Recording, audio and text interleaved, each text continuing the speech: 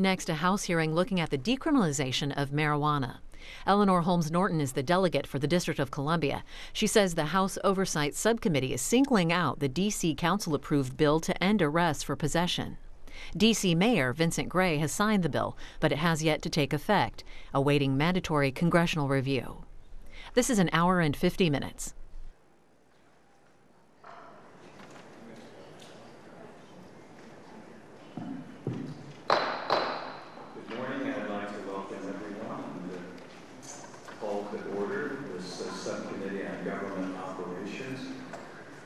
One of the key subcommittees of the House Oversight and Reform Committee.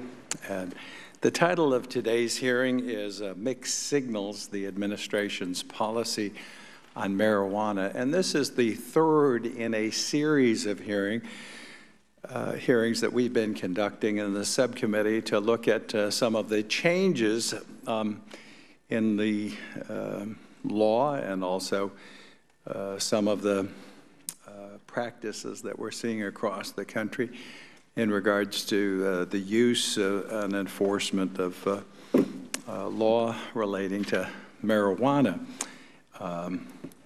The order of businesses will start with some opening statements, myself and other members that wish to be recognized. When we finish with that, well, we have two panelists this morning. And we have the delegate from the district, Ms. Norton, who we'll hear from first. And then we have a panel of 1, 2, 3. We have 4 witnesses that we'll hear from in the second panel. We gather today, and I'll start out by saying with an opening statement, in fulfilling an important responsibility of the Congress, and that's the investigative and oversight role of this committee. We are sent here by the people not only to legislate on some matters, but also conduct the most important investigative and oversight role in the House of Representatives, and this is a long-standing committee. I'm the senior, pleased to be the senior member, having served here longer than anyone else, I think, on the committee. But it does fulfill an important role in, again, keeping government accountable and responsible. As today's hearing relates to the District of Columbia, I know there have been some public pronouncements about what is the committee doing, looking at the district's law. And let me just start out by saying, first of all, the District of Columbia is not a state. It's not a territory. It's not a possession. In fact, it is a federal district. It's provided for under the Constitution and a specific statute. And let me just say that the law that we're talking about will impact, and that the district has passed, will impact not only the people of the district, but the people of the United States. And we have millions and millions of people visiting us each year. It is a law that is in conflict with some federal laws, and I think we have an important responsibility to review its implications. Am I singling out the District of Columbia for examination of the impact of changes in marijuana laws? Absolutely not. We've held 2 previous hearings in which we specifically looked at the impact in Colorado, which has gone beyond the statute in the district. And we're looking at other states too. More than 20 states have authorized and changed the legal framework of marijuana for medical use. And so this is, again, directed to our responsibility under the Constitution and laws, and particularly unique responsibility of the Congress over the district and in response to its responsibility over the District of Columbia. So again, on March 4th, we did a hearing with the Colorado U.S. Attorney, and we had found out actually on that date, and I think that's the date that the D.C. Council voted to decriminalize the possession of marijuana. The impact is significant. More than 20%, can we put that little slide up here? More than 20% of D.C. is federal land, and it is, in fact, unclear as to how the D.C. criminalization will affect marijuana possession and consumption on federal land like the mall. I'm colorblind, but they tell me that the green you see is there's a great deal of territory that it, in fact, is federal land. I asked the question of staff, what if I'm standing on the mall, which adjoins, I guess it's Independence Avenue, with 1 foot on each this side of the roadway there, what the impact of enforcement would be, and no one could tell me. There are many questions that have been raised by the district's adoption of a bill that reduces the penalty for marijuana possession from a criminal offense currently punishable by jail time to a civil offense punishable by a $25 fine. And again, it is in conflict with some of the federal statutes. Currently, we have marijuana as a Schedule I narcotic. Currently, we have different levels of enforcement and penalty for its use on federal property, of which you can see we have a great deal in the District of Columbia. So that's one of the reasons we're here. Again, I've had some people, including our witness, question our authority. Let me just review the authority. Under the Constitution of the United States, you want to bring that up, Article 1, Section 8, it's very evident to exercise the exclusive legislation in all cases whatsoever over the district. Our authority in this regard stems from the Constitution. As you know, the district was created by an act of Congress in 1790, and subsequently we have a 1973 law. You want to put that up? Home Rule Act of 1973, and it says, the Congress of the United States reserves the right at any time, and this is one of those times, to exercise its constitutional authority as legislature for the district. So we do have very clear authority in that regard. And then we are here in the House Oversight Reform Committee that dates back to the early 1800s, because the Congress wanted not only the authorizers to conduct oversight and the appropriators, those who created agencies or the District of Columbia, but also who appropriated, they wanted them to conduct the oversight, but they wanted a third party, and we happen to be that third party, the House of Representatives Committee on Oversight Government Reform. And clearly the law's Rule 10, Clause 1 point out that this is our responsibility. So with that, we will fulfill our constitutional and statutory responsibility and conduct this hearing. I'm not here to debate the merits or demerits of the criminal law. We're here to examine its impact. We're here to examine the enforcement questions. We're here to examine a host of questions. This is not the last hearing. We started out with the Deputy Director of the White House Policy on Drugs, and he testified to a number of items in conflict with statements we've heard from the President, in fact, even from the President of the United States, about, again, the impact of the current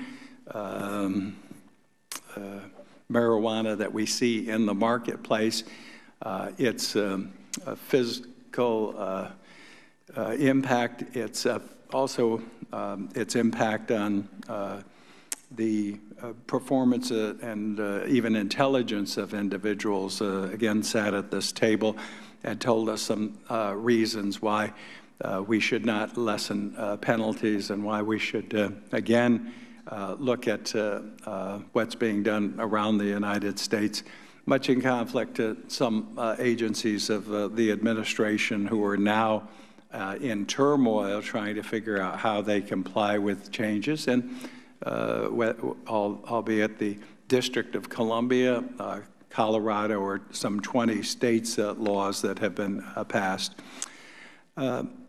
In fact, with many local and federal law enforcement agencies, and I'd ask the staff if have we got a list of the, in the District of Columbia, we have this pretty extensive list of enforcement agencies in the district, starting with the United States Capitol Police, the United States Secret Service, Supreme Court Police, the United States Park Police, even the Smithsonian have police.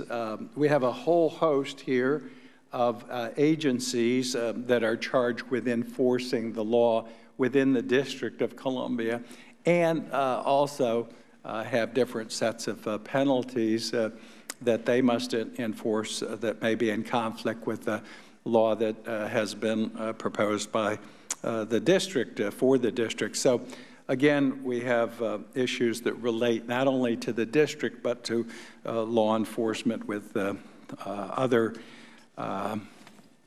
multiple agencies within the District of Columbia, and that have a legitimate law enforcement role in the district. So again, we are here to look at the some of these issues, to explore the implications of this new law's impact on the district, millions of people who will visit here, and we hope to do so in a responsible manner. Whether or not we will make any further recommendation, I'm not going to prejudge. We haven't heard all the testimony. I invited the district to also send a representative from the district council, and I think they chose not to do that. I'm disappointed that they are not sending someone who actually adopted the policy. But we do want to provide an opportunity for the representative of the district, Ms. Norton, to testify and have her position stated on the record, as we'll do in just a minute. Are there further members that would seek recognition? Mr. Cohen. Thank you, Mr. Chair. I just want to thank you for holding this hearing and for having the hearings you've previously had. I think that the statements in the previous hearings of the drug czar's representatives and the DEA deputy director that came here spoke for themselves, and they speak for the need for the president to replace those people and to have people in positions that reflect the values of America in 2014, the values that the President Obama has espoused, and the values the people have espoused at voting in states throughout this country, where 21 states have medical marijuana and 2 have recreational marijuana. In this particular case, one of the things that I've really liked about the states adopting this is it's Louis Brandeis, my favorite Supreme Court justice, said that states are the laboratories of democracy, and that's the wonderful thing. Then there were 48. The states could try things and the others could learn and see what's good and what's bad. D.C., while not a state, is a separate jurisdiction and can be a laboratory of democracy, just as Brandeis envisioned.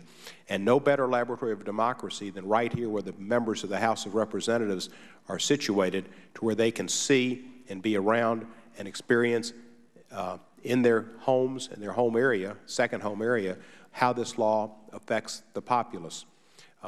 It has a disparate impact upon African Americans, 8-to-1 in arrests, and it has a big effect on the D.C. budget and incarcerations and police time. That takes away from other priorities that could be people spending on human issues that need to be addressed. I'm sure Delegate Norton, who does such a wonderful job representing the district, will bring these issues up, but I am a strong supporter of the DC's having the autonomy to address the issues as they did by a 10-to-1 vote, and appreciate the opportunity to discuss these issues in this forum. Thank you, Mr. Micah. Well, thank you, and I should have asked for unanimous consent since you're not on this specific committee or subcommittee to participate, and without objection, we have granted you the ability to participate. At this time, I also want to ask unanimous consent that our colleague from Louisiana, Dr. Fleming, be allowed to also participate in the hearing, and without objection, so ordered. So let me recognize further members of the subcommittee first. Mr. Massey, did you want to be heard? Okay. Mr. Jordan? Okay. Then we'll go to Dr. Fleming. Welcome, and you're recognized. Excuse me. Well, I want to thank you, Mr. Chairman, today for allowing me to sit in on this, and other members of this committee. I'd like to speak for a moment, not so much specifically about the law and the advisability of relaxing laws on marijuana, but just to speak as a physician and as a father, a family physician who's been an alcohol and drug medical director twice, someone who wrote a book about preventing addiction in children back in 2007, and what the impact of marijuana is today in America, and also changing attitudes. You know, it was back about 20 years ago, I believe, that there was identified some theoretical value of the use of marijuana medicinally in the case of dying cancer patients, that it gave them some comfort. And of course, no one has any problem with attending to the needs of a dying patient, someone with a terminal illness. Somehow this has morphed, though, into claims that marijuana actually cures cancer, that it's necessary to treat nausea, and many other claims that have been completely disputed by the medical community. There's nothing that marijuana treats today that can't be provided by other medications that are much safer. Now let's talk about the safety of marijuana. Marijuana is an addicting substance. Again, there's a myth out there that it's not. The most common diagnosis for young people admitted to rehab centers today is for marijuana addiction. Make no mistake about it. Now, there's also the discussion about marijuana as a gateway drug. And I'll tell you what drug addicts tell me, and that is that every addicting substance is a gateway drug to another addicting substance. Marijuana is not excluded. I would even include alcohol and perhaps tobacco in that category. So any exposure of an addicting substance oftentimes leads to worse addictions. What else do we know, science? We have learned, we have many studies now that confirm this, that the human brain does not fully mature until almost age 30. Yet, the average age of a child who has first exposure to alcohol, tobacco, or marijuana is around 11. And what we've learned is that these drugs, these addicting substances, actually modify the brain and its chemical pathways, the biochemical pathways, and the neurotransmitters, and sets the stage for addiction later in life. In fact, children who are exposed to such addicting substances prior to age 15 have a 5 times greater risk of future addiction than those who are not. So there's no question that the rate of addiction goes up with exposure in young people. 2 very recent studies have come out, have important impact. They came out just this month. One is being published in Neuroscience, where they did MRI scans of people who use marijuana only once or twice a week. And what they found was profound changes in 2 aspects of the brain, areas that confirm what we've believed all along, and that is something called amotivational syndrome that occurs in regular marijuana users.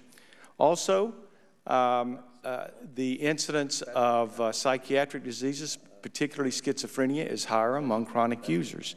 Heart disease, we're seeing a spike in heart disease among marijuana users as well.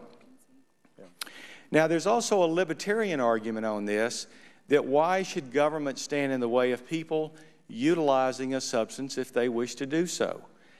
And theoretically, that makes plenty of sense, but the problem is you never hear libertarians make the claim that when I'm unable to get or keep a job and I can no longer support my family, that I will also tell the government not to take care of us through our growing entitlement system. So again, I would always challenge those who argue on a libertarian basis, you can't have it both ways. If you can do whatever you want with your body, that is, ride a motorcycle without a helmet or whatever, don't expect society and taxpayers to take care of you when you're suffering from those circumstances. So again, I want to be sure that we have the facts in front of us. We're getting reports now in states like Colorado where marijuana has recently been made legal, where children in the 4th grade are now dealing the drug. It's finding its way into food, and now we have a spike in poisonings in emergency rooms where children have actually ingested marijuana and become quite ill. So these are all important things I want to be sure we have on the table, Mr. Chairman. And once again, I thank you for the opportunity to join everyone today, and I yield back. Well, thank you. Do other members wish to make opening statements? Yes, Mr. Massey? With all due respect, I just want to clarify that libertarian position is not to have the government take care of you if bad luck befalls you or you make poor decisions. Would the gentleman yield on that? Absolutely. I would agree that should be the libertarian, but I interact with people every day on this subject because of my stance on it, and I can tell you, and I would actually say that there's kind of a faux libertarian group out there who make the claim on the basis you say, but they never come with the second part. So I agree with you. If you were to take a libertarian stance on this, if I were to choose myself, for instance, to ride a motorcycle without a helmet or to use marijuana and tell the government to stay out of my life, then like you, we should also demand that government not provide us benefits to the charge of taxpayers to take care of us when that happens. So we agree philosophically. I'm just saying there are many who make the claim under the umbrella of libertarianism, and it's not libertarianism at all, as you well state. Yeah, I agree. Thank you. Mr. Chair? Yes. Can I ask a question of my colleagues? Well, Mr. Massey had time. Did you wish to yield to Mr. Cohen? I'll yield time. Thank you. I just wonder with your argument, Doctor, should we outlaw alcohol so we don't have to pay for the alcoholics who can't get a job and who we have to pay for rehabilitation and for DWIs and for assaults and murders when they're drunk and all those type things? Should we get rid of alcohol? Would the gentleman yield? I'd yes, be happy to respond. Great question. You know, alcohol has been an accepted part of our culture and even our religious practices for centuries. We did try, even with an amendment to the Constitution, to prohibit the use of it, and it just was not culturally accepted. It is very problematic, but I would also say that on a medical basis, that moderate amounts of ingestion of alcohol actually have positive health effects. That is, again, not to diminish what it can do. There's no question that it too can damage the brain, the liver, and many other organs. But that it's not realistic, given the cultural acceptance of alcohol, to prohibit it. The same is true of tobacco. We used it for 400 years without realizing that it was a problem. And in fact, as recently as the 1950s, doctors actually recommended smoking, at least on commercials, for health. And we found out, of course, in 1969 when the Surgeon General came out and said that it causes lung cancer and many other problems. But we've done a lot of things to mitigate the use of it and the damage of it. But marijuana is different. The public has never accepted marijuana as a part of our culture. I know that that seems to be changing, but I think we can turn it back in time to prevent that from inculcating itself into our culture and damaging more young people and ultimately causing severe health care problems later in life. I'll yield back my time so as not to derail this committee hearing. I thank the gentleman, and as you can see, there's a lot of debate, not only among various groups, but among members of Congress from both sides of the aisle and within the parties themselves. And what's happening is raising many questions across the United States, both the change in the law in the district, but it does have implications. I'm going to yield to Ms. Norton in just a second. I do want to provide at this point in the proceedings the penalties for marijuana possession, starting with federal law 21 U.S.C. Code Section 844, which has simple possession that it can provide for 1 year of imprisonment or a fine of not less than $1,000. That's the federal law. The new D.C. law is $25 penalty, a civil penalty. Federal parkland penalties, in fact, are a fine or a jail term up to 6 months. There are 26 agencies that are responsible for law enforcement. Now, I have this joint here, and this is, okay, don't get too excited out there, some of you. This is not a real one, it's a mock one. But I'm told by staff that this joint, Ms. Norton, that the penalty is, let's see, you have up to 1 ounce or less. 1 ounce is 28 grams, is that correct? And each joint has about 1 gram, so over 20 joints you could be in possession of in the District of Columbia. Here's the list of penalties, which I'm submitting to the record. I can't submit and this, as I said, is a faux joint, but for the record, I will submit this list. Did you roll that? No, I had staff do it. They have more experience. But all kidding aside, there are very serious implications, Ms. Norton, to what the district, step the district has taken.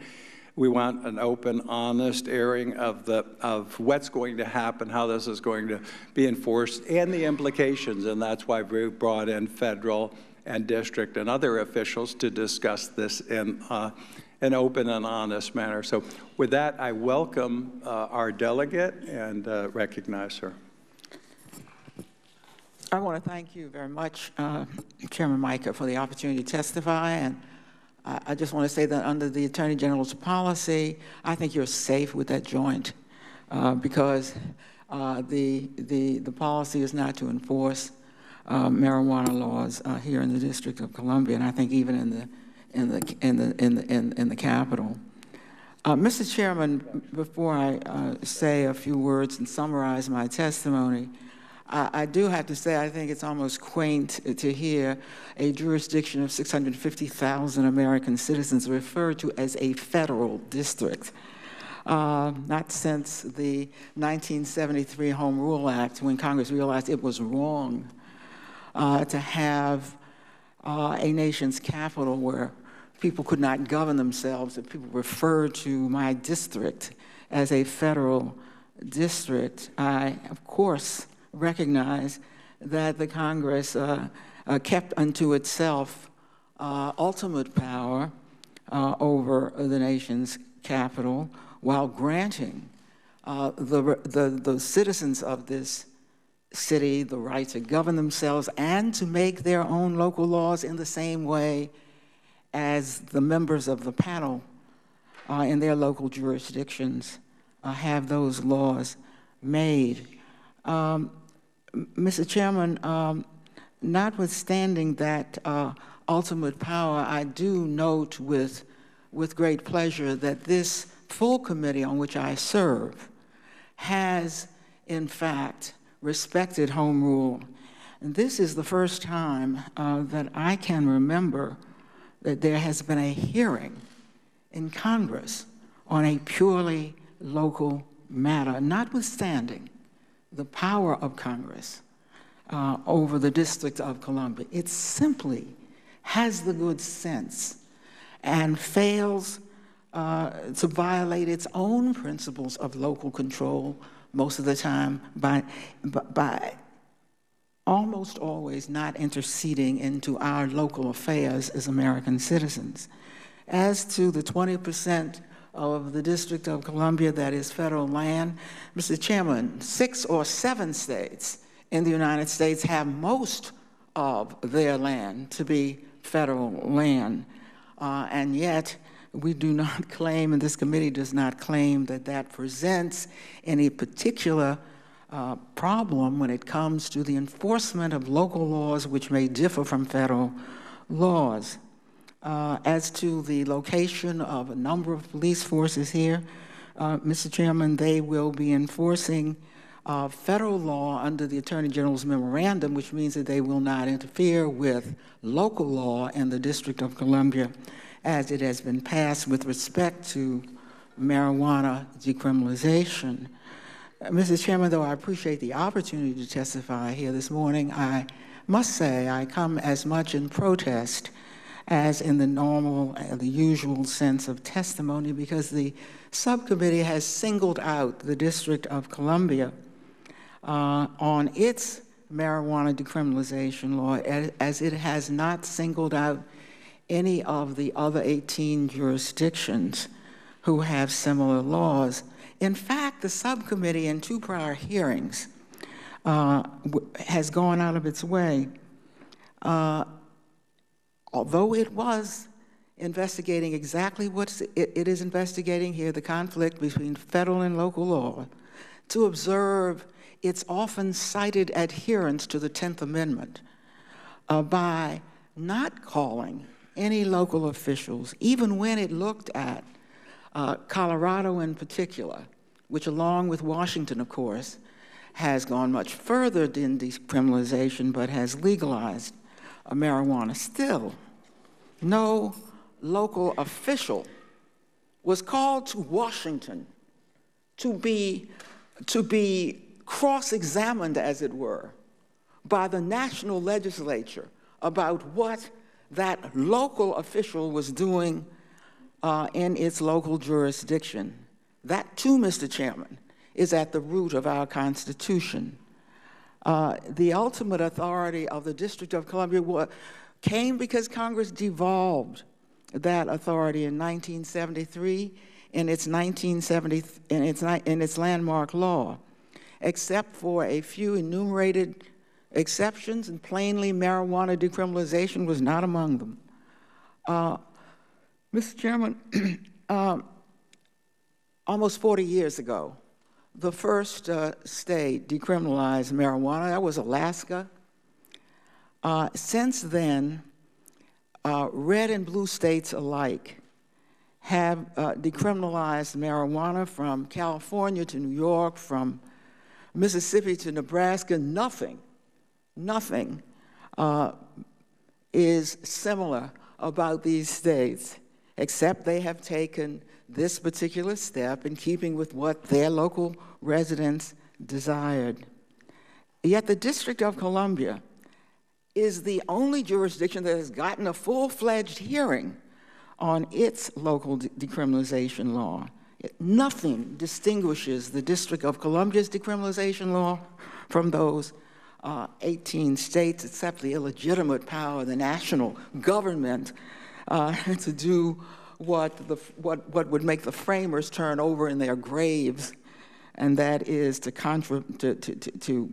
overturn the laws of locally elected officials in their own jurisdiction, in contravention of every American principle of local control of local affairs.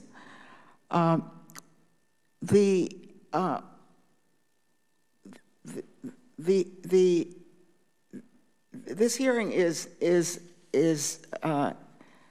stands out because it flies in the face of what my Republican colleagues often preach about devolving power back to local states and jurisdictions. This hearing does just the opposite, tries to snatch power by making the District of Columbia vindicate its local power and its local policy before the state legislature. I just want to go on the record to say we will defend this city's marijuana decriminalization bill against any and every attempt to block it or to change it. There will be, as a courtesy, a city police department official here today, but the mayor of the District of Columbia has informed me that he objects to this hearing, and he has refused to provide, as has the council, any official who has had anything to do or will have anything to do with advising or carrying out the marijuana decriminalization law in the District of Columbia.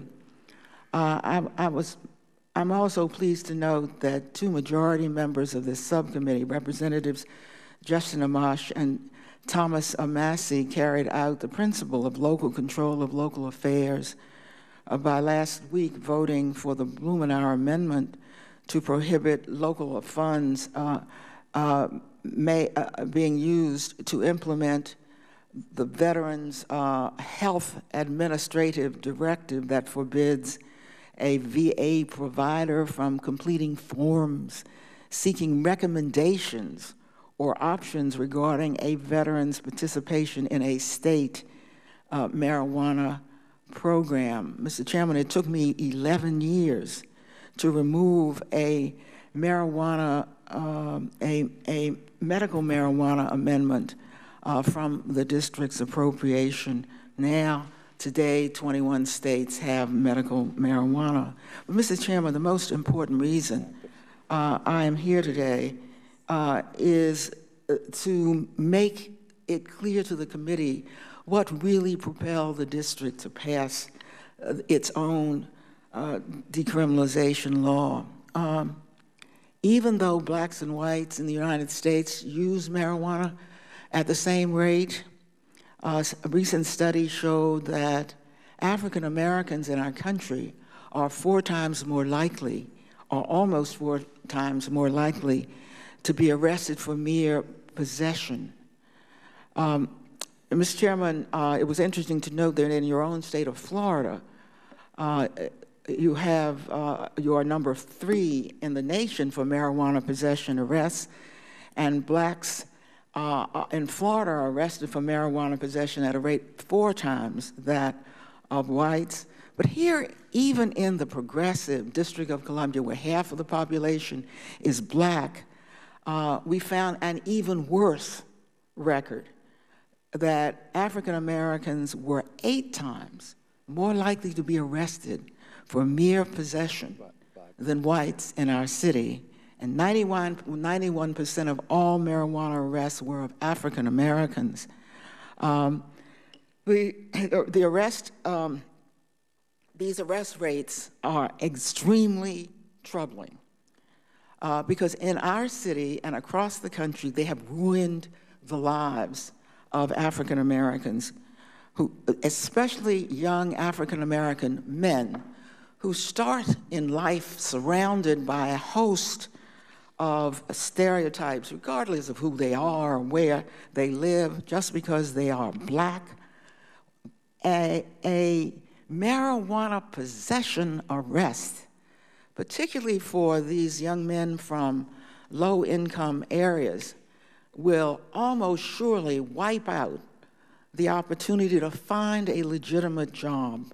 That, in turn, can lead to the underground economy, even selling drugs. Who is paying that price, Mr. Chairman? Is the black community itself. I would like, if you could, to conclude. We're almost 6.5 minutes over what we allot. But I would also like to invite the gentlelady to come up and join the panel, and you'll have time here both to ask questions and submit additional information for the record. Mr. Chairman, I do want to say, particularly given the concern, and I will simply leave the rest of my testimony, but the concern that a member has indicated about the use of marijuana itself, that is a very legitimate concern, and he can be assured that the District of Columbia, a big city which has experienced real drug problems, usually heroin and cocaine, very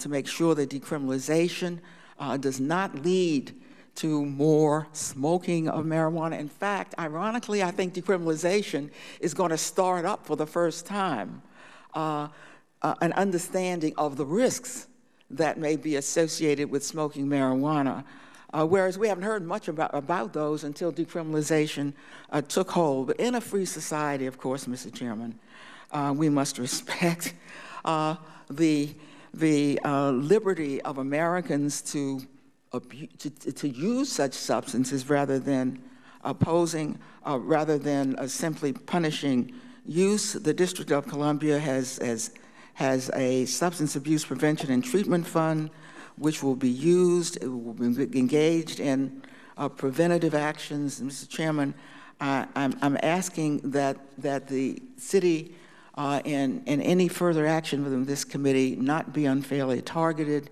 and that the members of this committee give the people who live in the District of Columbia the same respect for their local decisions as they would certainly demand for their own constituents and jurisdiction. I thank the gentlelady, and we also welcome her to the panel and appreciate her testimony.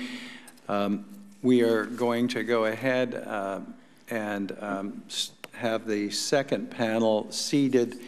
And if we could go ahead and do that, Ms. Norton, if you join us here, we'd appreciate it. I'd just say while they're doing that, let me put a unanimous consent request in the record. And this relates to marijuana, federal marijuana prosecutions.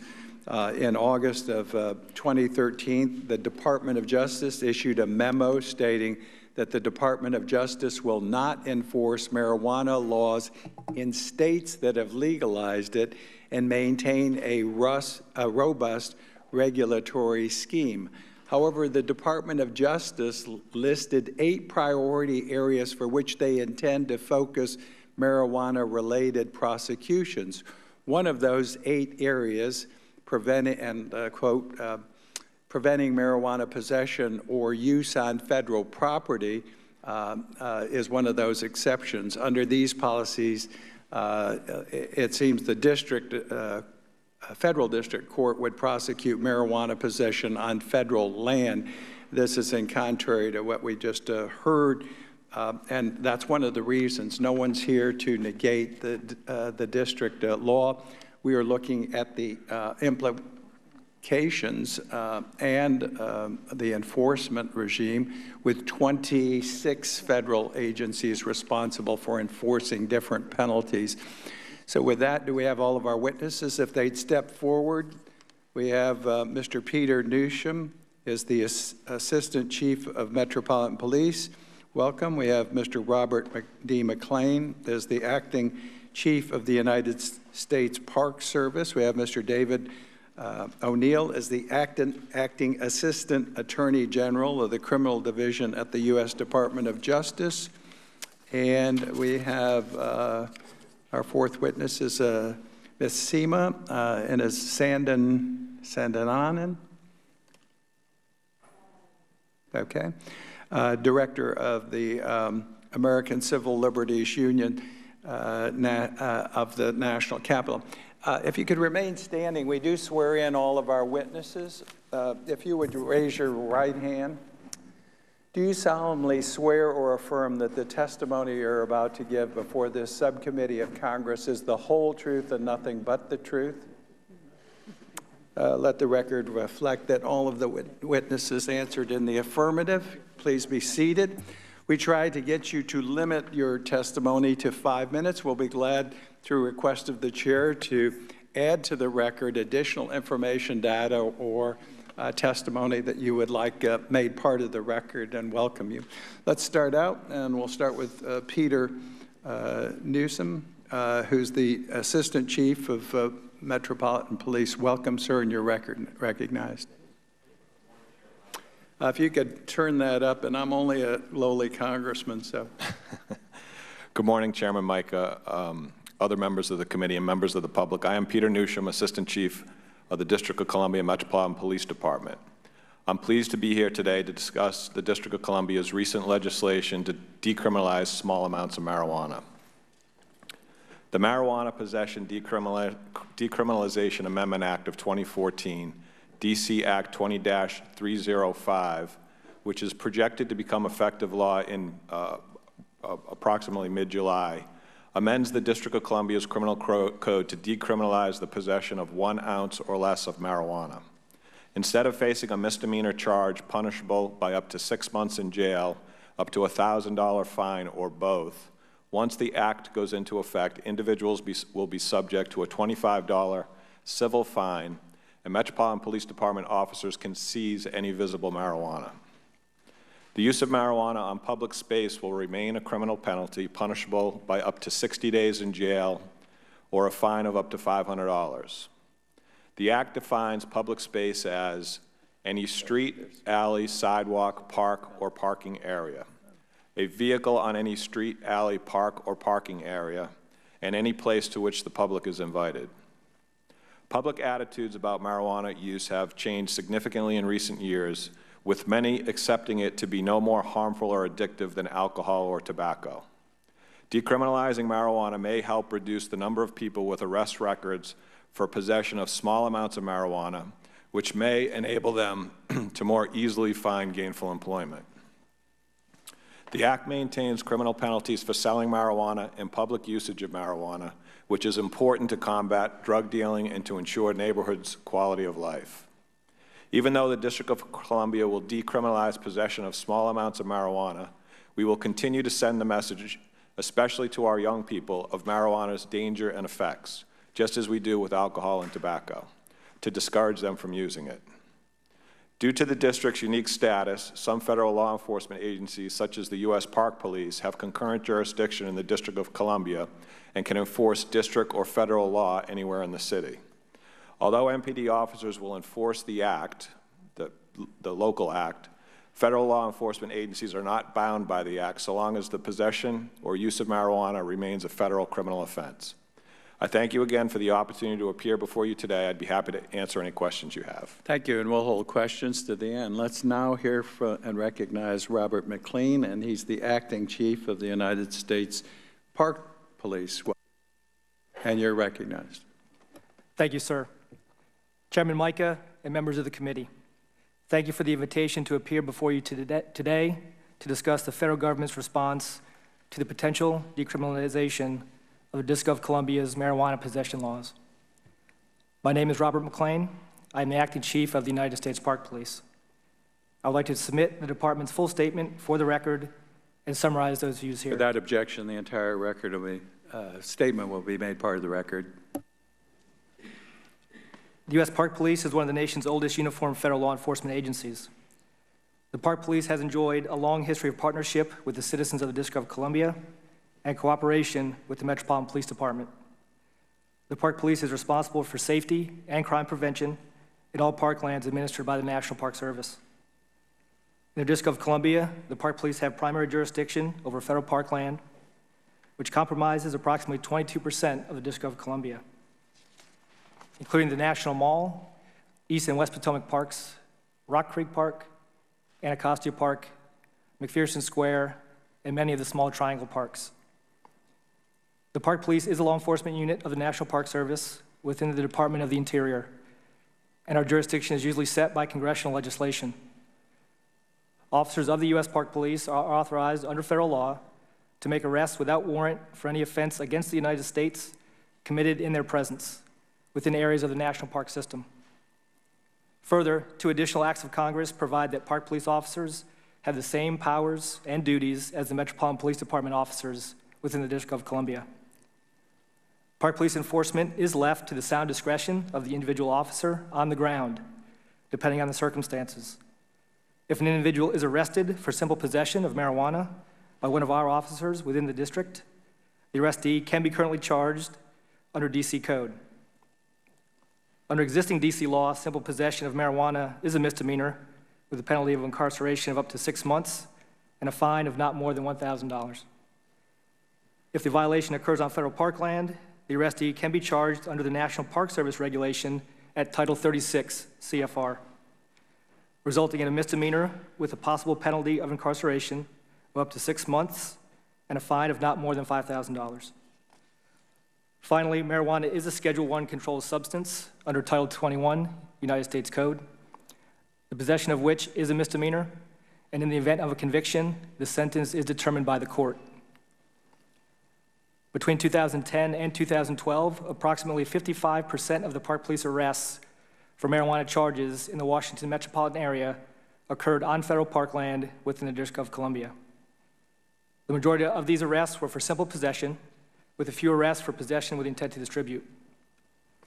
We understand that the District of Columbia's Marijuana Possession Decriminalization Amendment Act of 2014 would only amend district law and would not alter the National Park Service regulation or federal law on marijuana. We also understand that the DC Act would still make it a misdemeanor to smoke marijuana in a public space or park. If the DC Act becomes law, then we will work closely with the United States Attorney's Office for the District of Columbia to determine our future enforcement options, especially if the person is on federal parkland. Mr. Chairman, this concludes my statement. I will be pleased to respond to any questions you may have. Thank you, Mr. McLean, and we appreciate your testimony. We'll now turn to David O'Neill, the Acting Assistant Attorney General, Criminal Division at the United States Department of Justice. Welcome, sir, and you are recognized. Thank you, Chairman Micah and distinguished members of the subcommittee. I appreciate your invitation to testify on behalf of the U.S. Department of Justice.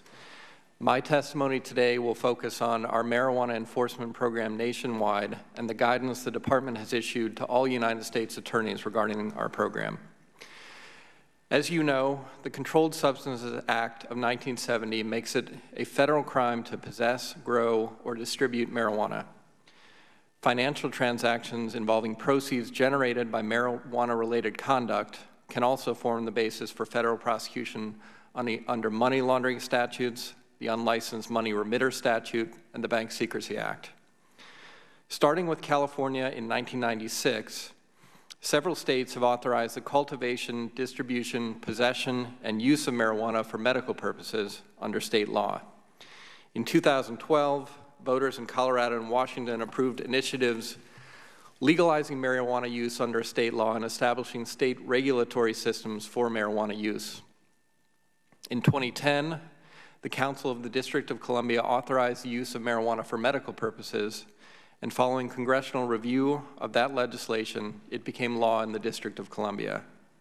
The Council has now enacted broader decriminalization legislation, which is currently under congressional review. The administration will treat DC in the same manner as every other jurisdiction with respect to the enforcement of federal marijuana laws. In the District of Columbia, the U.S. Attorney's Office will also continue to enforce drug offenses under the DC Code. For decades and across administrations, federal law enforcement has targeted sophisticated drug traffickers and organizations, while state and local authorities generally have focused their enforcement efforts under their state laws on more localized drug activity. Since medical marijuana laws and decriminalization laws have been enacted, the Department of Justice has continued to work with its state and local partners to target dangerous drug trafficking organizations. At this point, more than ever, we will maintain strong partnerships and coordination among federal and state and local law enforcement. On August 29, 2013, the Department issued a guidance memorandum to all United States attorneys, directing our prosecutors to continue to fully investigate and prosecute marijuana cases that implicate any one of 8 federal enforcement priorities. This memorandum applies to all of our federal prosecutors, and it guides the exercise of prosecutorial discretion against individuals and organizations that violate any of our stated federal interests, no matter where they live or what the laws in their state permit. Using our prosecutorial discretion, U.S. attorneys' offices have historically devoted resources to cases involving these 8 federal enforcement priorities and will continue to do so in the future.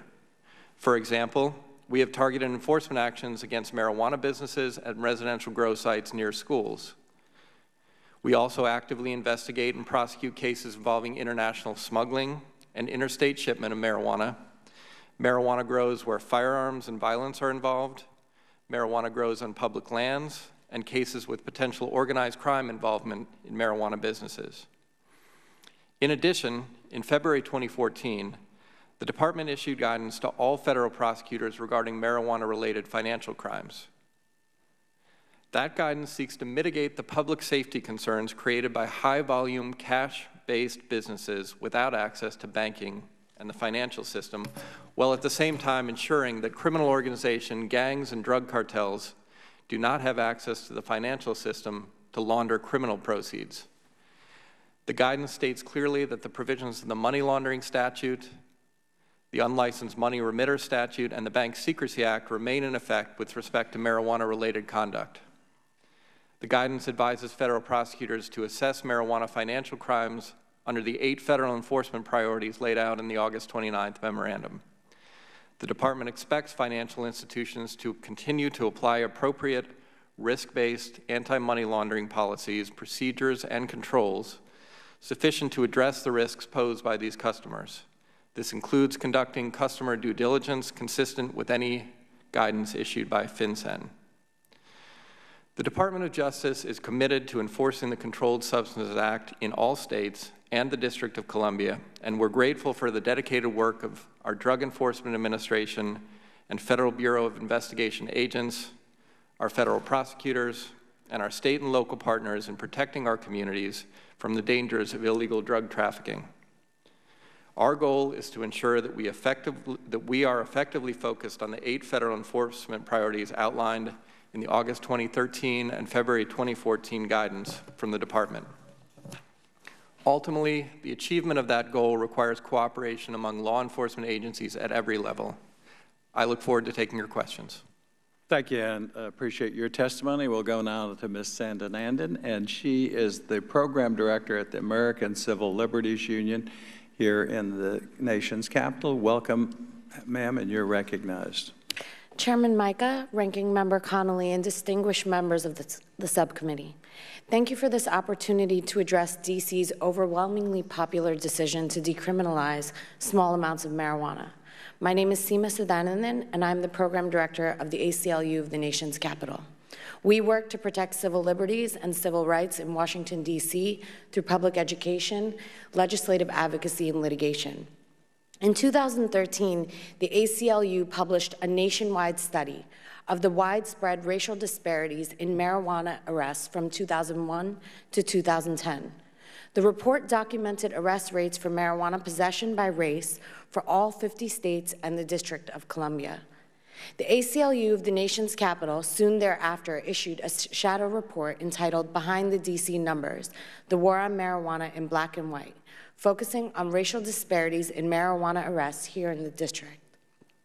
While the ACLU's nationwide study found Black people to be 3.7 times more likely to be arrested for marijuana possession than whites, in the District of Columbia, Black people were a staggering 8 times more likely, despite roughly equal usage rates among Black and white populations.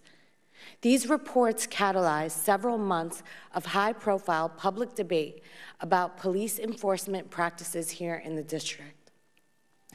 There emerged a public consensus that the aggressive enforcement of marijuana possession did not make our communities any safer. In the face of increasing public pressure, in March 2014, members of the D.C. Council passed by a margin of 10-1 the Marijuana Decriminalization Amendment Act of 2014. Prior to the passage of the act, adult possession of marijuana was a misdemeanor, punishable by up to 6 months in jail or up to a $1,000 fine. The act to decriminalize marijuana makes marijuana possession of 1 ounce or less a civil offense under D.C. law, subject to a $25 fine. In passing this act, the district joined 11 other states which had already instituted similar legislation. In 2010, as you can see the graph here, Black and white populations in the district were nearly equal, yet nearly 91% of all arrests for marijuana-related offenses were of Black people. In 2010 alone, 5,393 arrests for marijuana-related offenses. Approximately 3/4 of those arrests were for marijuana possession. In 2010, law enforcement officers in the District of Columbia were making approximately 15 marijuana arrests per day. Usage rates do not explain this glaring racial disparity in the enforcement of the district's marijuana laws, particularly where time and time again studies have shown that Black and white populations use marijuana at remarkably similar rates. This is a 2010 nationwide survey by the National Household Survey on Drug Abuse and Health. We have the 2001 and 2010 survey here, which showed that based on self-reported usage rates between Black and white populations, you have near equal rates. In addition, studies have consistently indicated that drug markets, like American society in general, reflect our nation's racial and socioeconomic boundaries. For example, university students tend to sell to one another. Here we have a map of all the marijuana arrests in the District of Columbia. The yellow points indicate the arrests of Black individuals, and the blue points indicate arrests of white people. This map demonstrates that the vast majority of the arrests in the District of Columbia took place east of 16th Street. And for anyone who lives here in the district, you know that these are the neighborhoods where the overwhelming majority of Black residents live, and far from the 4 major universities that lie west of 16th Street. When faced with the question of what to do about these disparities, the Council considered several key factors in support of marijuana reform. The cost of marijuana enforcement was a huge factor. The district spends more per capita on marijuana enforcement than any of the 50 states. By a conservative estimate, DC in 2010 spent approximately $26 million on marijuana enforcement. Second, focusing valuable police time and resources on marijuana enforcement reduced police ability to respond to and solve more serious crime. And finally, saddling thousands of primarily Black men in the district with convictions for marijuana possession year after year, with negative consequences for employment, education, and housing, did not serve the interests of public safety and had a corrosive effect on the relationship between police and the community. Based on these factors, the policy choice was clear. The Council overwhelmingly decided to remove criminal penalties under DC law for marijuana possession. Before I close, I'll briefly address the issue of federal versus local marijuana enforcement. According to our data, which we obtained through a FOIA request from the Metropolitan Police Department, 93% of all marijuana arrests in 2010 were made by the Metropolitan Police Department. Less than 3% of all the arrests in the District of Columbia for marijuana-related offenses were made on federal land. According to our estimates, approximately 99% of all arrests were made under the DC Code. Accordingly, we do not predict a significant tension between federal and local marijuana enforcement in the wake of reform. We urge this committee to respect this local and widely supported measure to address racial disparities in marijuana enforcement in the District of Columbia. Thank you.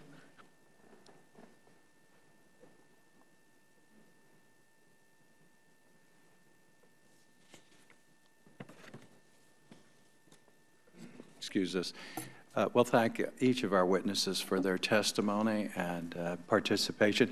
Also, failed to say at the opening, thank you again. We've had to change the scheduling of this hearing at least twice, and yesterday, in deference to our departed member, the late Mr. Jim Oberstar, Ms. Thornton and I and many other members were at his funeral. So that's the reason, and I appreciate so much your complying. Let me start with some quick questions. Okay.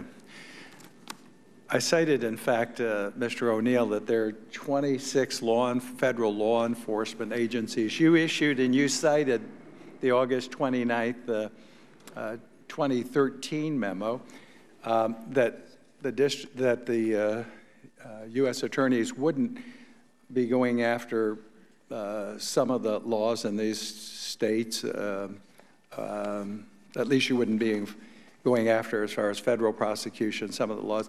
You did cite 8 exceptions, and the 8th one I have here, which I put in the record, was preventing marijuana possession or use on federal property. Is that correct? Is that part of what was issued? Chairman Micah, I guess I would characterize the memo slightly differently. I think it was not an indication that we would not prosecute federal marijuana laws except where those exceptions or where those areas are indicated.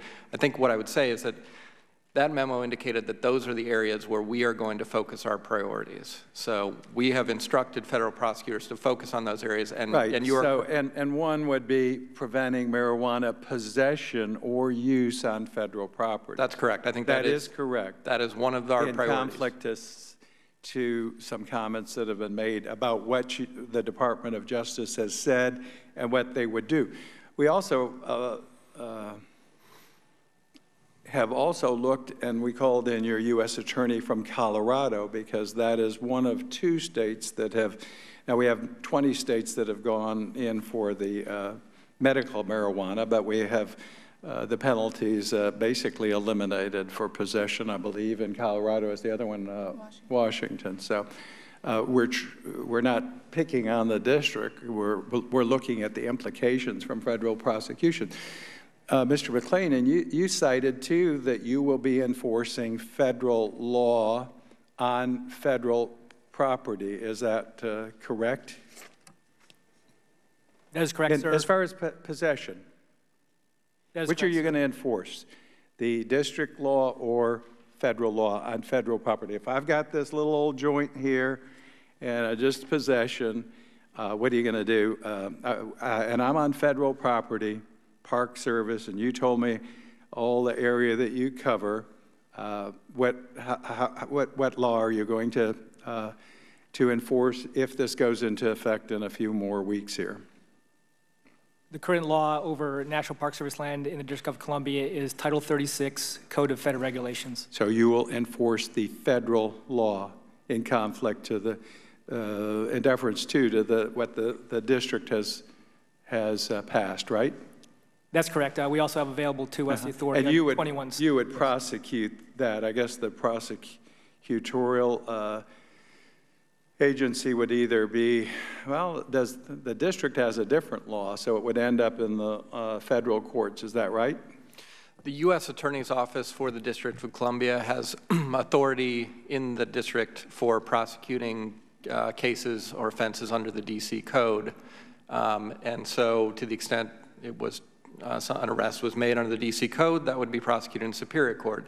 To the extent a case was brought to us in violation of federal law, then yes, that would be prosecuted in federal district court, although... And McLean just testified 55% of your, give us exactly, I don't want to change the words of, but the marijuana possession were 55% of offenses, or what was that number?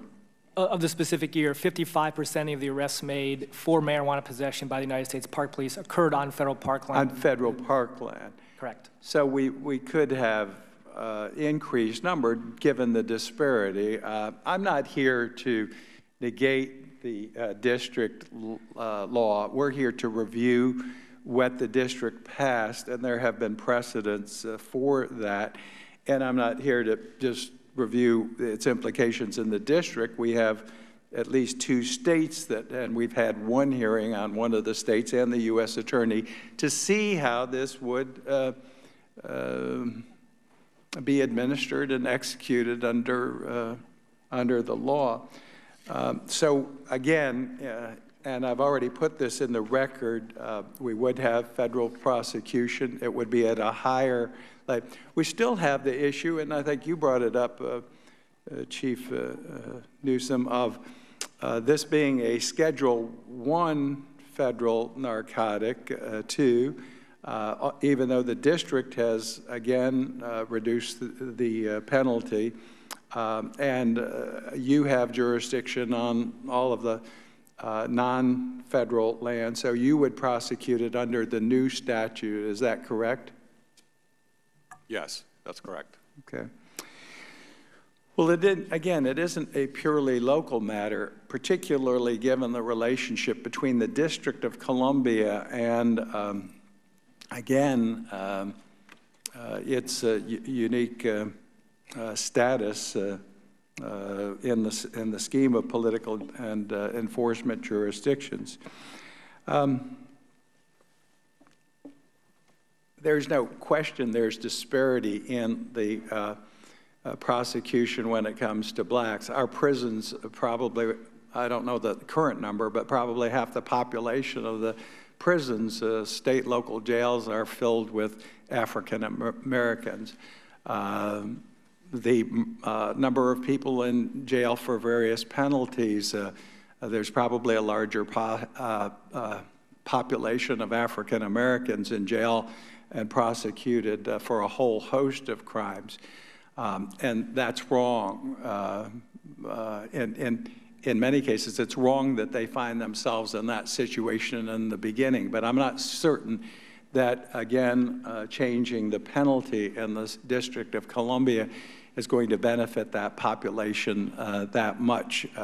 Unfortunately, marijuana, Ms. Sandin, becomes a gateway narcotic, and that's what we had testify the Office of National Drug Control Policy Director under the Deputy Director under the President of the United States, who brought up some of this topic by comparing the use of marijuana equivalent to alcohol.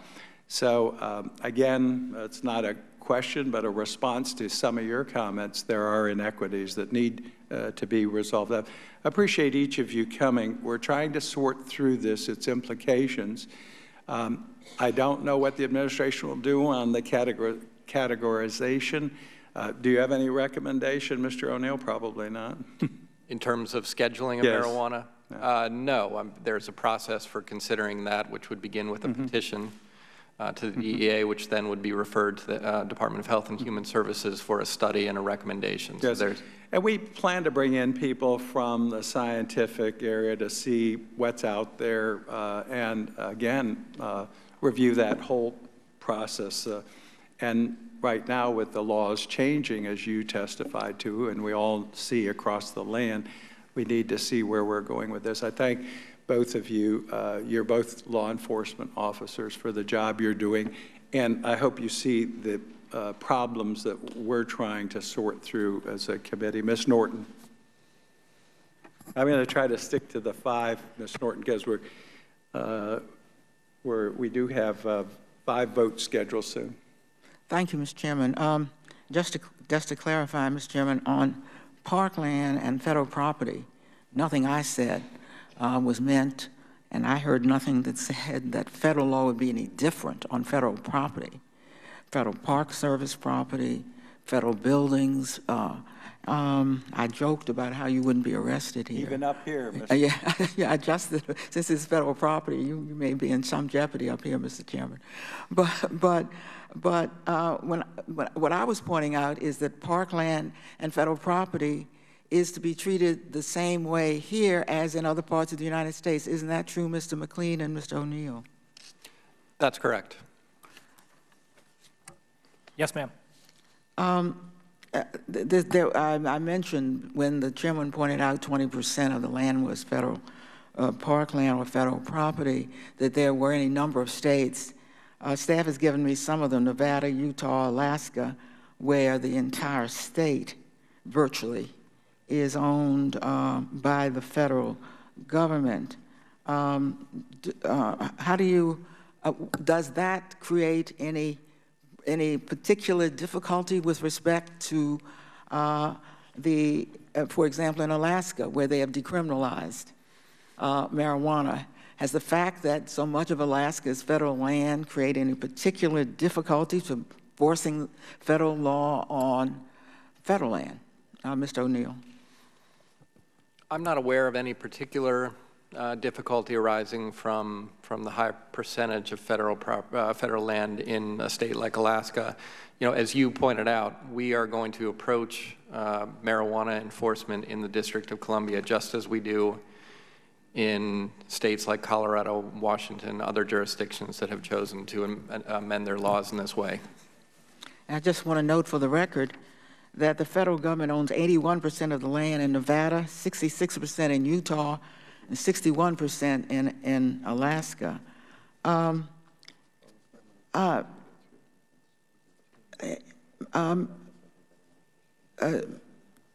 Mr. Newsom, does the district's marijuana bill change D.C. law regarding the sale and distribution of marijuana or intent to distribute marijuana? That would still be an arrestable offense. What about notification of parents and guardians if you find marijuana in the hands of a youth? The youth would be issued, for less than an ounce, would be issued a notice of violation. And then again, with regards to distribution, it would be an arrestable offense, and parents would be notified. Ms. Sanderson, you noted that where there are a great many young people, because this is a college town, east of 16th Street, there are almost no arrests. West of 16th Street, there are almost no arrests, but there are.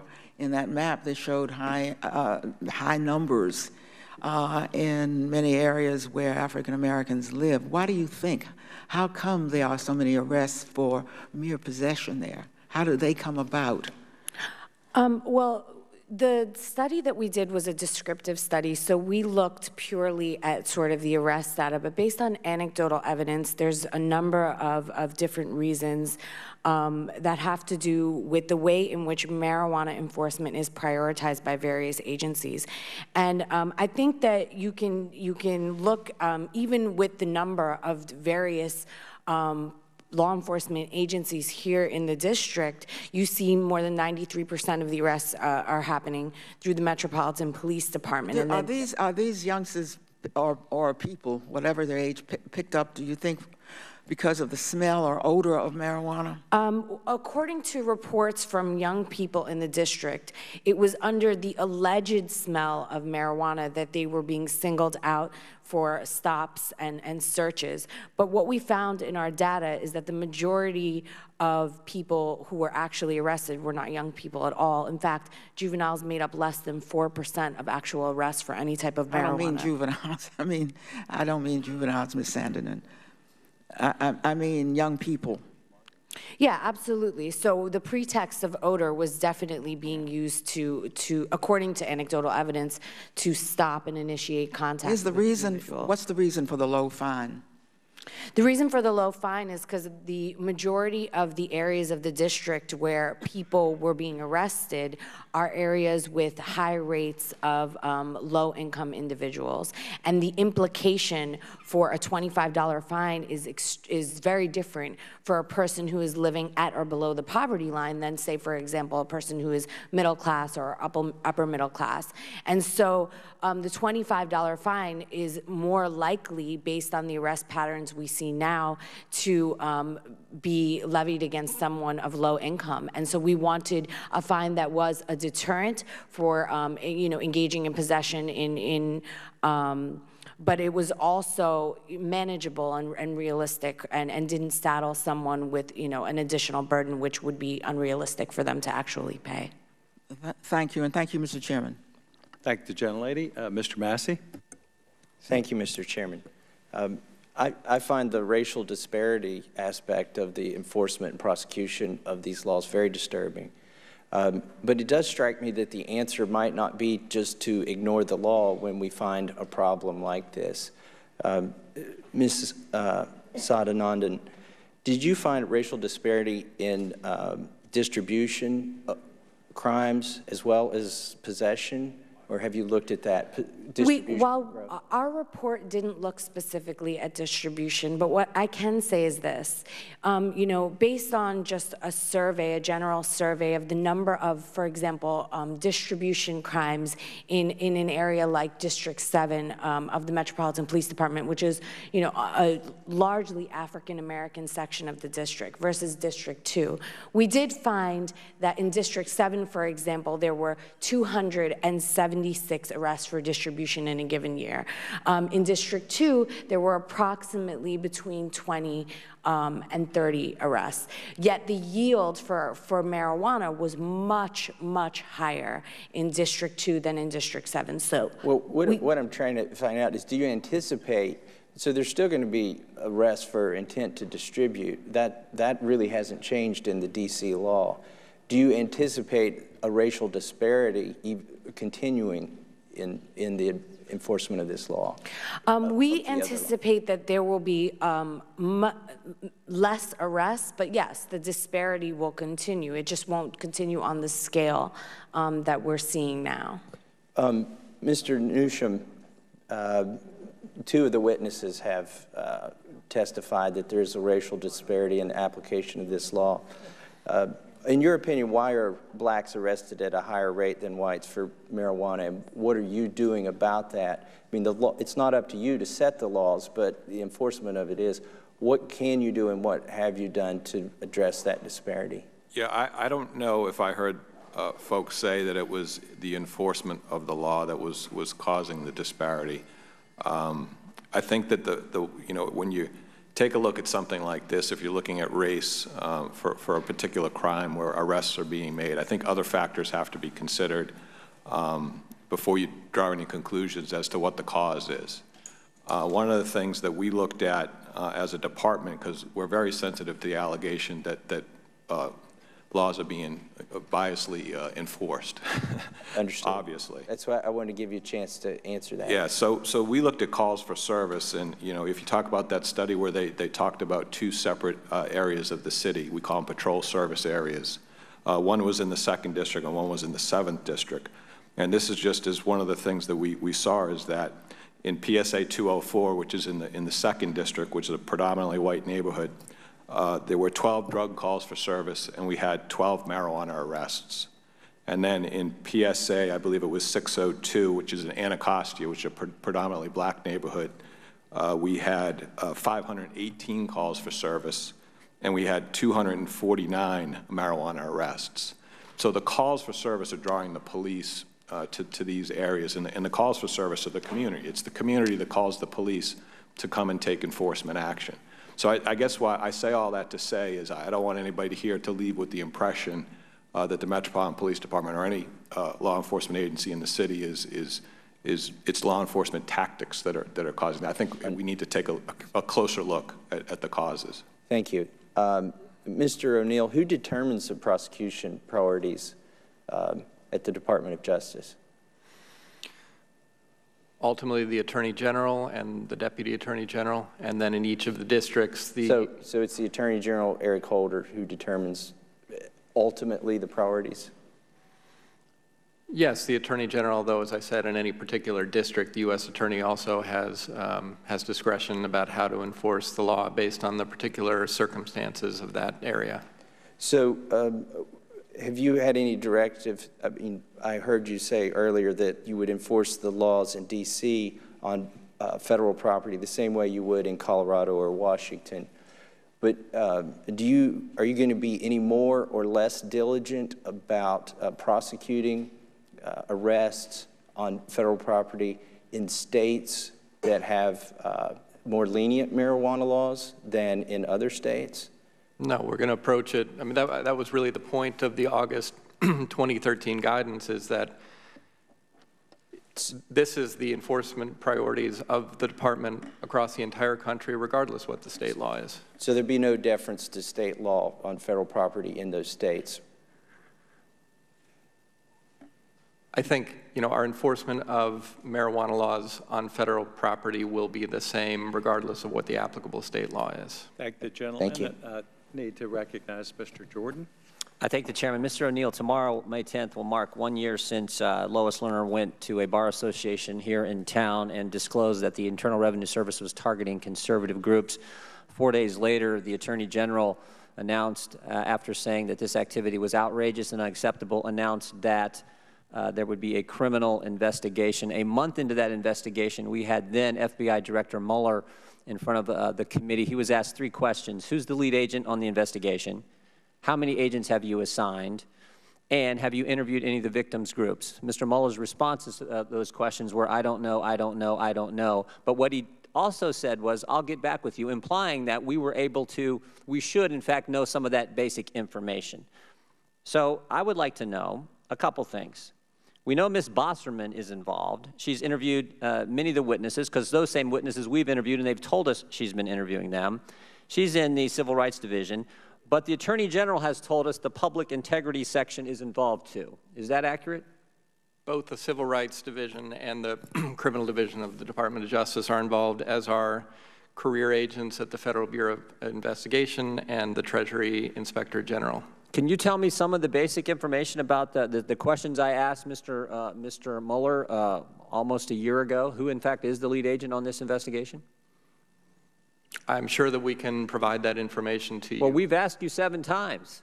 We've sent 7 different inquiries to the Department of Justice, and each time they can't tell us anything. They just say it's an ongoing investigation. Now, Mr. Mueller didn't say that. He told us he'd get back with us and give us the information. So now, Mr. O'Neill, you're acting assistant AG for the Criminal Division, so you manage the Public Integrity Section? I oversee the Public Integrity Section. Are you involved in the investigation of targeting of conservative groups by the Internal Revenue Service? I would disagree with the characterization. I don't. Are you involved? Am I involved in the investigation? I oversee the Public Integrity Section, so yes. Do you know an attorney named J.P. Cooney? I'm not familiar with that name. Mr. Cooney is in the Public Integrity Section. We understand he's involved in the investigation. You know if he's the lead agent? As I said, I'm not familiar with the name. So can you tell me who's leading the investigation? There's got to be someone in charge. Who's the point person on the investigation and the targeting of the Internal Revenue Service of conservative groups? Congressman, obviously this is far afield of the subject of the hearing that we're... But you oversee the Public Integrity Section, the Criminal Division that's involved. I just want to know who... You don't know who... This is one of the biggest cases you got. You don't know who's leading the investigation? There are numerous career federal prosecutors that are on that investigation. Can you tell me how many? We've been trying to get this answer now for 11 months. How many prosecutors in total? I can't tell you that answer sitting here today. Is this an important case for the Justice Department, finding out how people's First Amendment rights were violated and they were targeted by the Internal Revenue Service? Is this an important case? I mean, again, I would disagree with the characterization of the investigation, but yes, this is an important case to the department. And you don't know how many agents are involved? You don't even know how many agents are involved from your division? Well, the agents would be involved from the Federal Bureau of Investigation. Or how many attorneys from your division? I can't give you a precise number. I don't want to give you a precise number and have that be incorrect. Earlier this week, in a bipartisan majority, 26 Democrats joined Republicans, joined every single Republican. 26 Democrats said that we should have a special counsel take over this investigation. So 26 Democrats joined with us, saying things like this, quote, the statements and actions of the IRS and the Department of Justice and the Obama administration in connection with the matter have served to undermine the Department of Justice investigation, end quote. That was part of the resolution. 26 Democrats agreed with that quote. Do you think we need a special counsel to take over this investigation? That no one seems to know how many agents are involved, how many attorneys are involved. No one can tell me who's leading it. FBI Director Mueller couldn't tell me. You can't tell me. Even the number involved from your division. Do you think we need a special counsel? Do you agree with the 26 Democrats who agreed with us with that resolution? You know, I think that the Attorney General, the Deputy Attorney General, and others in the department have answered that question. I think the answer is that no, a special counsel is not warranted. So you're not going to recommend a special counsel? No. You don't think the Attorney General is going to even consider that question at all? Even though 26 Democrats, a bipartisan majority in the House of Representatives, said, what's going on at the Justice Department? It's not the kind of investigation we want. We think it's time for a special prosecutor. Again, I think that, you know, that suggestion has been made, and I think that it wasn't a suggestion. It wasn't a suggestion. It was a vote of the United States House of Representatives with 26 Democrats joining Republicans saying what's going on in the Justice Department is not a real investigation. When the person leading the investigation, Barbara Bosserman, gave $6,750 to the president's campaign and the Democrat National Committee, even 26 Democrats agree something else has to happen. Someone else should be in charge. Again, Congressman, I think that the prosecution here is being led and managed by career prosecutors in the criminal division, the civil rights division, with assistance from career agents in the FBI and the Treasury Inspector General. And I think the Attorney General and the Department have confidence. Mr. Chairman, I hope the Attorney General will listen to what 26 fellow Democrats in the United States House of Representatives had to say earlier this week when they voted and said we need a special counsel. Hey, gentlemen, here's what's going to happen. We have less than a minute now remaining in a vote, so I'm going to recess the hearing until 12:15. We will try to conclude it by about 12:30, 12:35. We have at least a few more questions to be asked. So the subcommittee will stand in recess to 12:15.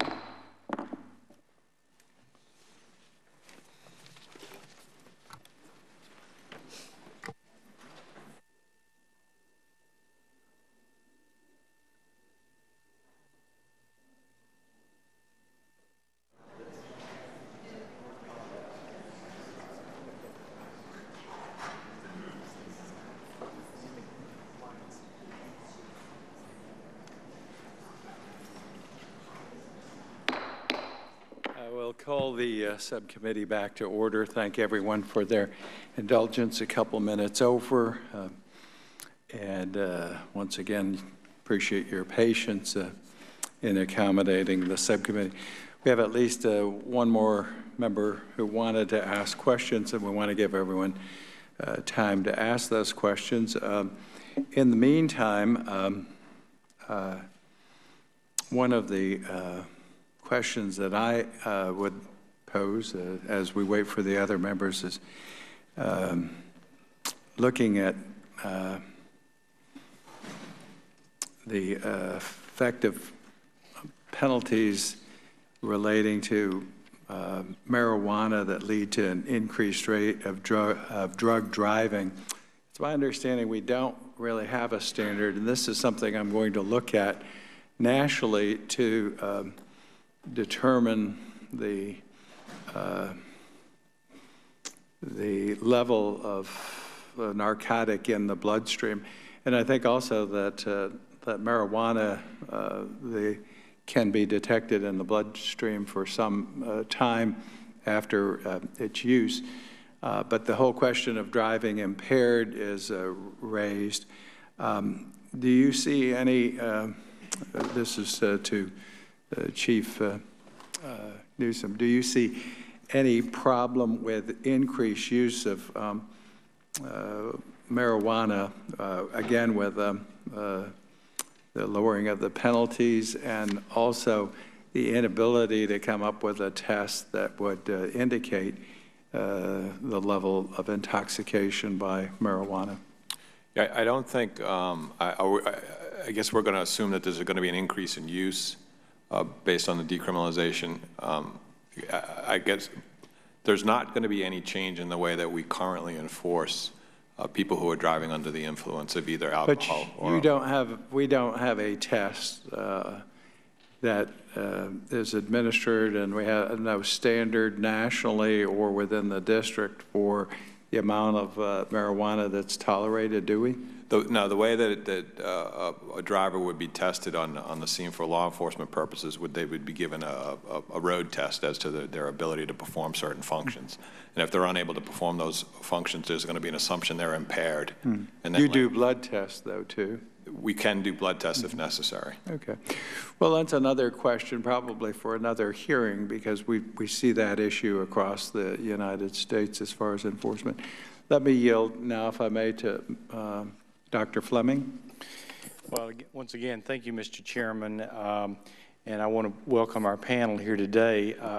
First of all, it seems in listening to your testimony today, the justification for decriminalizing marijuana is made on the basis of racial disparity. That's the only real argument I heard. So I'd like to ask our two police professionals here today, can you give me just a rough estimate of the white versus non-white numbers among your officers in the field, the ones who would actually make arrest? Both of you, if you could have any, just a range would be fine. I'm not sure you're at, how many? Your police officers who are in the field who would be the ones making arrests? About 60% of the Metropolitan Police Department is African American. Okay, so the majority of the officers making the arrest are African American. In the District of Columbia. In the District of Columbia. For our department, yes. Right, Mr. McLean, how about you? And sir, I don't have an approximate number on the breakdown by race. Okay. You'd say it was evenly balanced, perhaps? That there's certainly, you're well represented by both African American and white police officers? Correct. We have geographic responsibility in D.C., New York City, and in San Francisco, and we have a very diverse workforce. Okay. So one would, if you accept these numbers of 1-to-4 or 1-to-8 ratios, I don't doubt those as overall numbers, but the implication one infers from that, Ms. Sadanandam, is that the police officers are actually racially biased. So how do you explain that in the case of D.C., you have a majority of officers who are actually African American? Certainly you don't think that they're racially biased against their own race.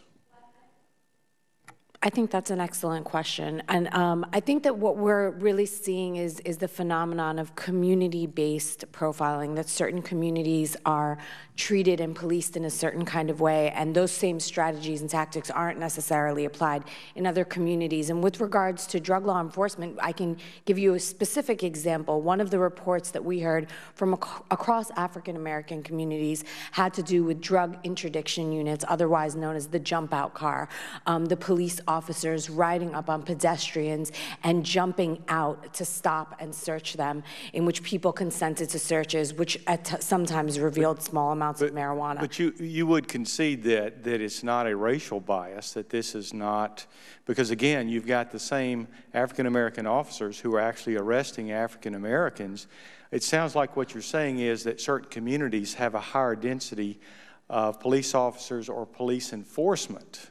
No, I wouldn't concede that it's not a racial bias. I don't think that the race of the police officer necessarily determines whether or not there's an institutional bias in which communities on the basis of race are policed. I don't think that just because a police officer is black, that police officer doesn't carry implicit bias that is carried throughout our society, across all races, due to a number of different factors, which we don't have to get into here today. Well, let me shift a little bit here. So what about other crimes, grand theft auto, murder?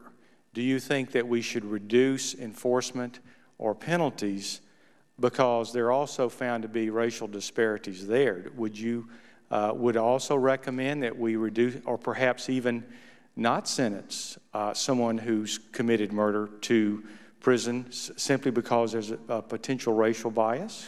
I think that what we can say with certainty about marijuana is that the criminalization of marijuana has not had an impact on either use or availability. That's an answer to a different question. My question is, what about other crimes? Would you diminish those sentences and enforcement based on racial disparity? I think we definitely need to look at whether or not our criminal justice approach to public safety issues is in fact making us safer. And when we measure the efficacy of those approaches, we need to look at more than just how many people we arrest. We need to look at whether or not communities— But just yes or no, do you think we should diminish enforcement and penalties for those other crimes that are far more serious that may have racial disparities? Well, I think that if there are racial disparities and the approach to criminal justice is found not to be effective, then we should seriously consider examining the types of sentences and approaches that we take to dealing with those public safety issues. Okay, so I take that as sort of a yes. Well, again, back to our police officers. Do you agree that perhaps there is some racial bias or bigotry, perhaps, that leads to these rates of arrest that seem to be disparate? I mean, I would hope that people wouldn't draw that conclusion based on an analysis that's just based on race alone. I think you have to look at other factors that may be causing that. And I brought up one of the factors that we've considered, which are calls for service, where the community calls the police to a particular area. So if there's more police in the area, there's likely to be more arrests. So I think that, you know, it's definitely an issue that needs to be looked at. I think it needs to be looked at carefully. I've worked on the Metropolitan Police Department for almost 25 years. The folks that I work with in that agency would you know, obviously be very upset to hear that they're being accused of a biased enforcement. And that's one of the things that we work very hard to prevent. Sure. And again, to reiterate a statement you've made twice, you're saying that you're not affirmatively going into communities seeking out criminals. You're getting calls. You're getting a higher density, a higher frequency of calls, and obviously your officers are responding to those calls and certainly responding and reacting to the laws that are in force. That's one of the factors I think that needs to be looked at. Right. One thing that I might also suggest in this is a drug counselor told me back in the 80s that if you see a pure alcoholic, take a picture because that's probably the last one you will see.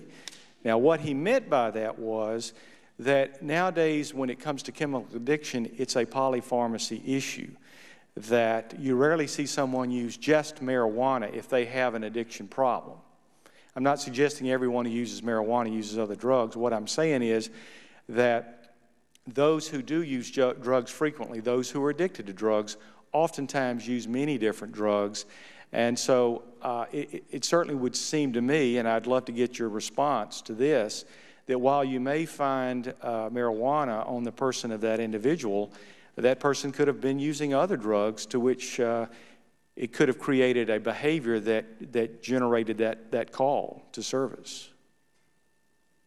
I mean, I think I would respond like this, is that, you know, we on the Metropolitan Police Department, we enforce the laws that are in place, the local laws that are in place. And, you know, to suggest that, you know, a person is using one drug or another is really not what we do. We enforce the laws that are in place, and I don't think anyone has said that there isn't going to be a consequence for marijuana possession in the District of Columbia. It's just the consequence has changed. It's changed from a notice of violation for less than an ounce from an arrest situation. So I think the enforcement is still there. I think there's still, at least the laws want there to be enforcement action, and we're going to continue to enforce those laws. Right. I yield back, Mr. Chairman. Thank the gentleman. Ms. Norton, did you have additional questions? Just to clarify, because that was, I think, an informative answer that you gave, Mr. Newsom, this time and before about high crime areas. Let me call them high crime areas. You said we receive a large number of calls. And here's where I want to speak about the consequence of the law. You receive a large number of calls before this law was passed. And marijuana possession is, in fact, against the law. And you have reason to believe a person is in possession of marijuana, then whether you are a black or a white policeman or Hispanic or Asian policeman, you will, in fact, enforce the law because possession of marijuana in the District of Columbia is against the law. Yes, I agree. I'm shaking my head. I agree, yes. Yes. So African-American policemen would not be inclined to give a pass to African-Americans if this is the law of the land, because they enforce the law in the same way that our white officers do. Would that not be the case? I think that's accurate. So if the law changes and you get the same number of calls, particularly in areas where there may be more crime than others, and the officer believes that someone may possess marijuana, that same officer black or white, will act the opposite of how he acts today when marijuana decriminalization, when marijuana possession is against the law? I think the action will be different. I don't know if it's necessarily Well, how would he behave today? For example, he would issue a notice of violation as opposed to making an arrest. So there's still an enforcement action that will be taken. yes, the person still is subject to a fine. A fine. He does not get a record. The council's bill says that the odor of marijuana, the smell of marijuana is not enough. Do you believe, therefore, for mere possession of marijuana, there would be a decrease in the number of people arrested? There will certainly be a decrease in arrests, but if you're talking about situations where enforcement action is taken, for mere possession of marijuana. Right. In other words, these were people arrested for possession only. Now, I can understand you're being arrested and you're looking for a number of different offenses, but where the officer suspects that the person possesses marijuana only. Yeah, the arrests most definitely will decrease. Absolutely. Enforcement. I think enforcement action, whether enforcement action will be taken, it's hard to say. Yeah, because there is some enforcement action that is still possible. It's a civil. For example, I suspect it would be more likely if the person were smoking openly the marijuana. In that case, I would expect enforcement action to be taken. Is that not the case? There will be, yes. The smoking marijuana in public, there will still be an arrest. And I would expect that our African-American police officers would be as likely to arrest for smoking marijuana openly as our white officers or officers of other backgrounds. I think that's fair to say, yes. Thank you very much. That's all, Mr. Chairman. Well, thank you. And I want to thank each of our witnesses for appearing today and for their testimony and participation. As we sort through this, some of these issues, we are seeking answers. No decision has been made yet, and whether Congress will contest or overturn or attempt to overturn the district law that's been passed. It is very clearly our responsibility, one under the Constitution, one under the creation of the District Act in 1790, one under the Home Rule Act of 1973 that gave us specifically 60 legislative days to review these laws. And now it may not be that common that this is done, but this particular change in law does, as we have heard, affect again, a number, in fact, 26 federal agencies in the District of Columbia that are charged with the responsibility of law enforcement. There are other factors, and we're trying to sort through the position of the administration, the U.S. Attorney, and others who will help determine policy. We will continue this series in our next hearing. As I said, we will look at some of the other implications as far as changing the status of this particular level of narcotic, which is now a Schedule I narcotic, which has been pointed out again in this hearing. Some of the contradictions between policy as enumerated or possible changes in policy as enumerated by the President, conflicting statements by the Drug Enforcement Agency, the Office of National Drug Policy, ONDCP, the office under the President of the United States. So it's an important issue. It is a change in society's perception of the use and abuse of a narcotic, and we will sort through this in an organized and focused manner, and everyone will have an opportunity to participate. I thank the gentlelady from the district for coming to participate, both as a witness and also from the dais today. Without objection, the record will be left open for 10 days for additional statements or questions that may be posed to the witnesses who are here today. Again, I thank our witnesses, and there being no further business before the subcommittee, this hearing is adjourned. Thank you.